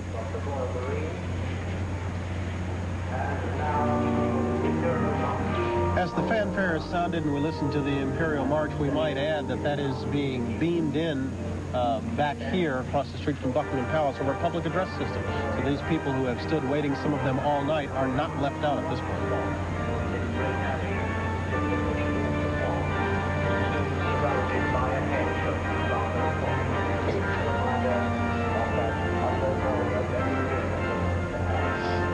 As you see the bridegroom taking up his position, let us tell you that when we cut back to the Major and the bride, the first little boy behind the Major will be Prince William of Wales. He's looking down. I wonder if he's looking for the Smarties.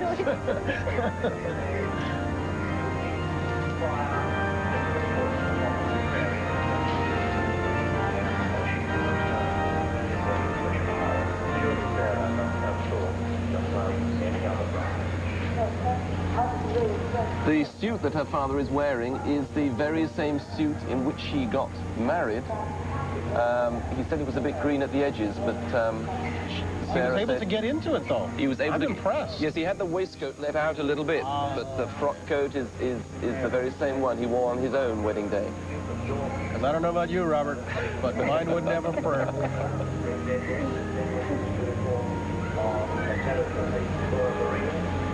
Sarah's dress is a much more traditional choice than the Princess of Wales.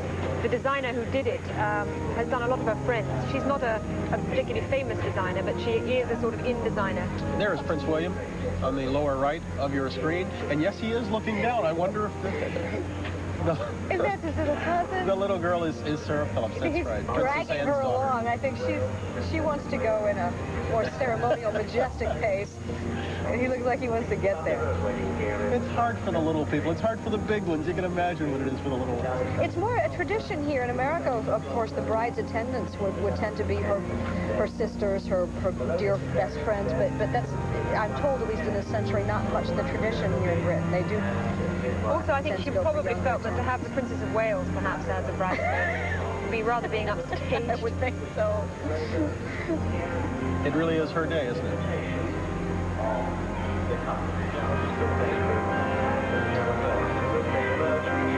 Do you remember 5 years ago when Lady Diana fluffed her intended's name during the vows?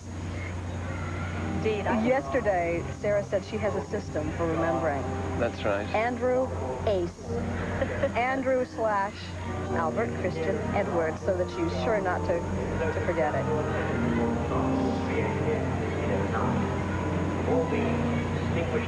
That's lovely. Andrew was thoroughly beaming as he got his first shot of her all attired in her gown. touching it said he hadn't seen it or glimpsed it or had any notion of it, and I believe him.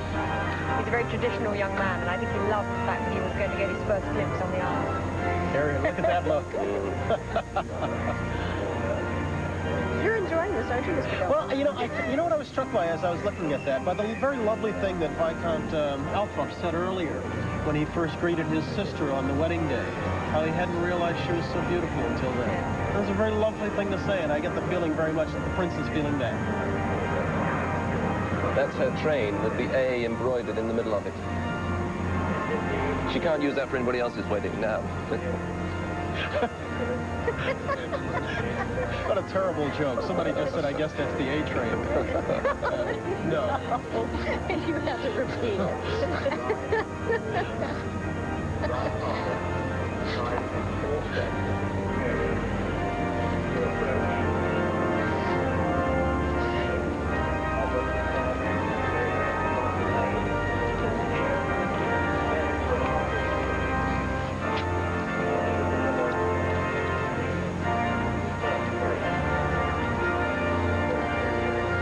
made it clear that they are doing this purely for each other and that all the pomp and circumstance apart.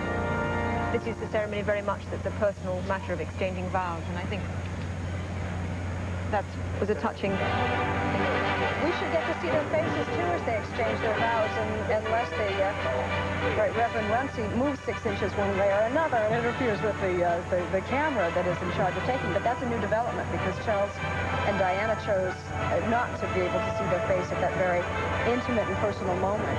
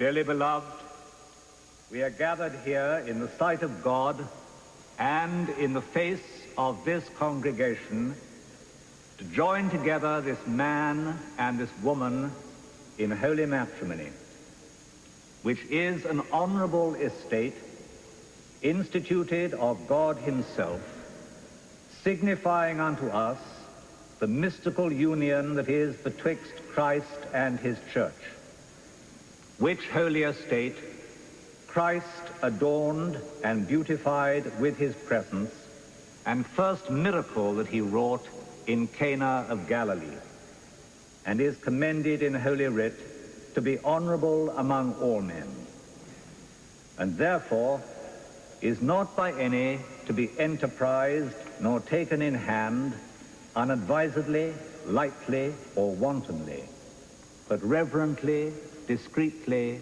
soberly, and in the fear of God, duly considering the causes for which matrimony was ordained. First, it was ordained for the increase of mankind according to the will of God, and that children might be brought up in the fear and nurture of the Lord, and to the praise of his holy name. Secondly, it was ordained in order that the natural instincts and affections implanted by God should be hallowed and directed aright, that those who are called of God to this holy estate should continue therein in pureness of living. Thirdly, it was ordained for the mutual society, help, and comfort that the one ought to have of the other, both in prosperity and adversity. Into which holy estate these two persons present come now to be joined.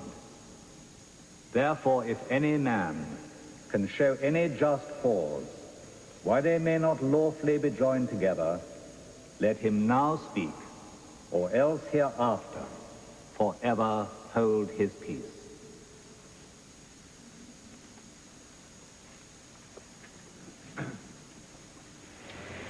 I require and charge you both, as you will The Reverend answer Maine the now steps dreadful back, day and of his place is judgment taken and by the the Archbishop secret of all Canterbury. hearts That's shall the be Most Reverend disclosed. Right Honorable Robert Runcie. That if either of you know any impediment, why ye may not be lawfully joined together in matrimony, ye do now confess it.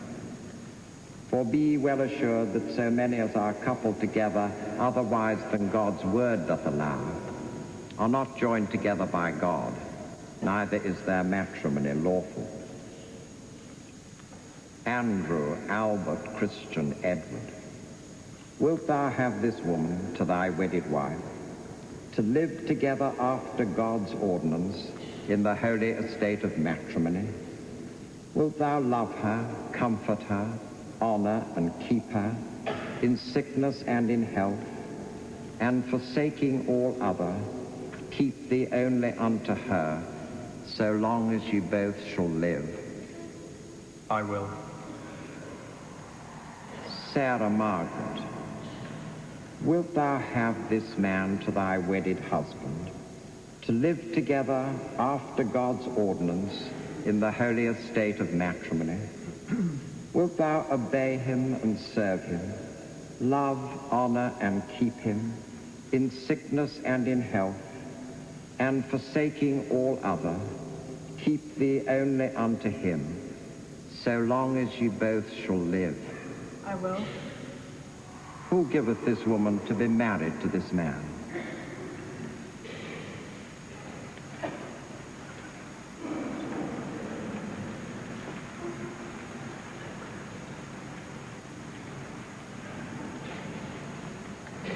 I, Andrew Albert Christian Edward.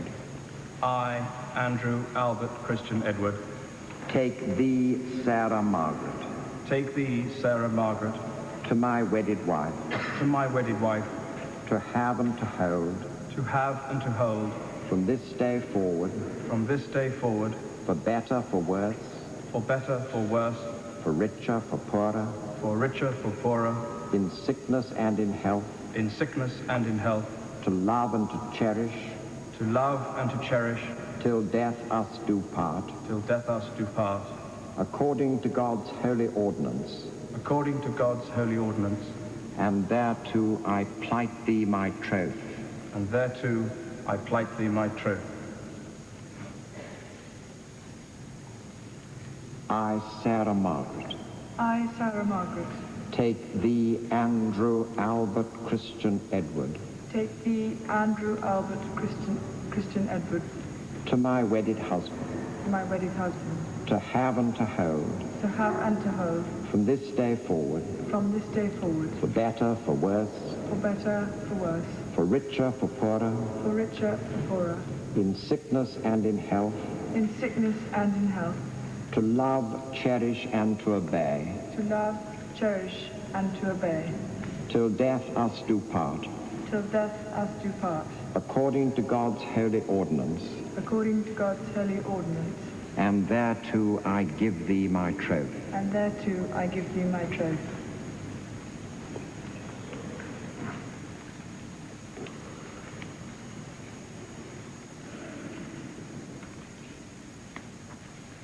In thy name, O Lord, we hallow and dedicate this ring, that by thy blessing, he who gives it and she who wears it, keeping true faith the one to the other, may abide together in thy peace, continue together in thy favor, live together in thy love, and finally dwell together in thine eternal kingdom, through Jesus Christ our Lord.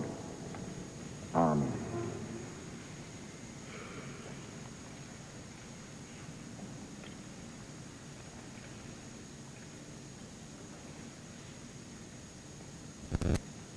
With this ring, I thee wed. I thee wed. With my body, I thee worship. I thee worship. And with all my worldly goods, And with all my worldly goods, I thee endow. I thee endow. In the name of the Father, In the name of the Father, and of the Son, and of the Son, and of the Holy Ghost. and of the Holy Ghost. Amen. Amen.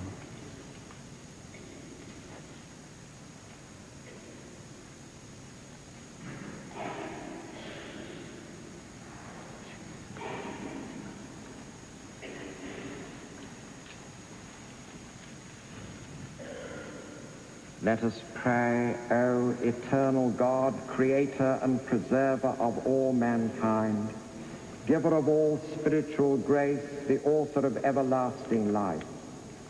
Send thy blessing upon these thy servants, this man and this woman, whom we bless in thy name, that living faithfully together, they may surely perform and keep the vow and covenant betwixt them made, whereof this ring given and received is a token and pledge, and may ever remain in perfect love and peace together, and live according to thy laws, through Jesus Christ our Lord. Amen.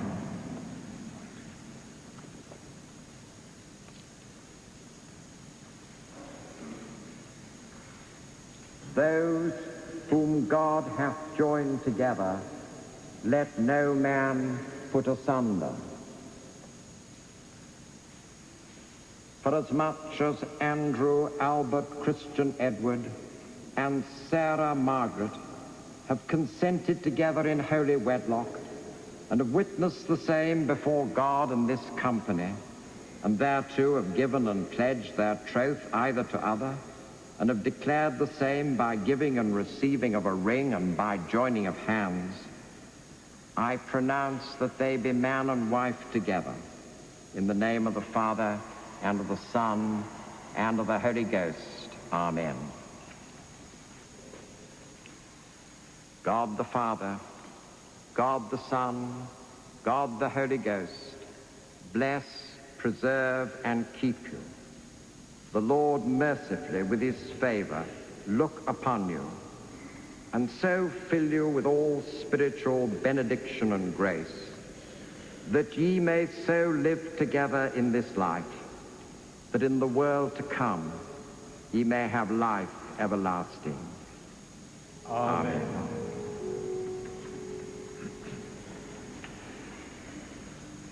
We wait for thy loving kindness, O God, in the midst of thy temple.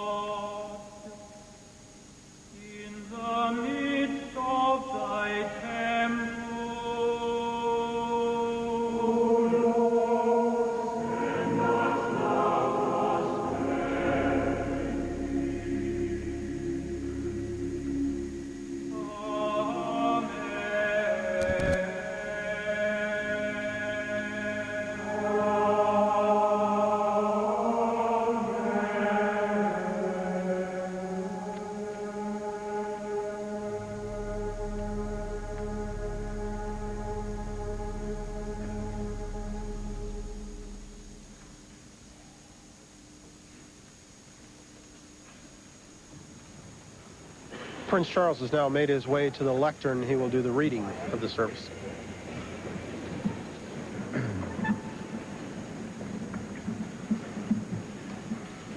The lesson is taken from St. Paul's letter to the Ephesians, chapter 3, beginning at the 14th verse.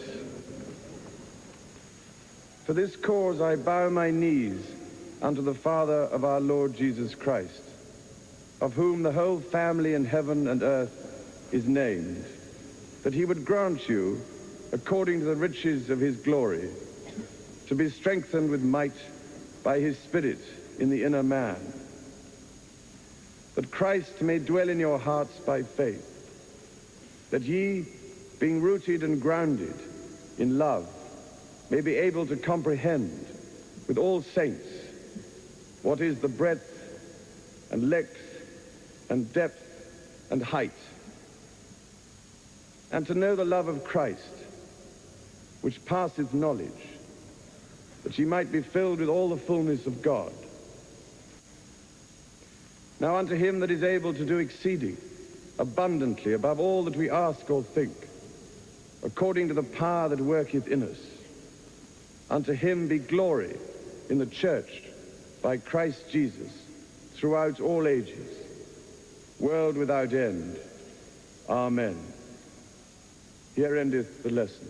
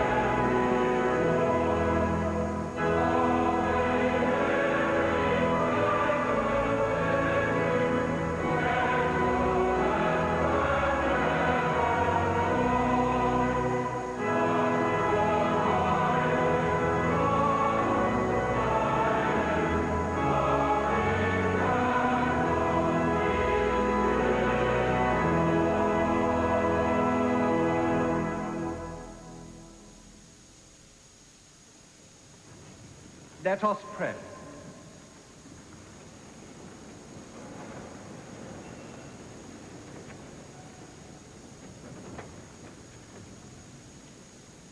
Lord, have mercy upon us. Christ, have mercy upon us. Lord, have mercy upon us. Our Father, which art in heaven, hallowed be thy name. Thy kingdom come, thy will be done, in earth as it is in heaven. Give us this day our daily bread, and forgive us our trespasses, as we forgive them that trespass against us. And lead us not into temptation, but deliver us from evil. Amen. O Lord, save thy servant and thy handmaid. Who will bear trust in thee? O Lord, send them help from thy holy place. And let them, Lord, defend them. Be unto them a tower of strength. From the face of their enemies. O Lord, hear our prayer.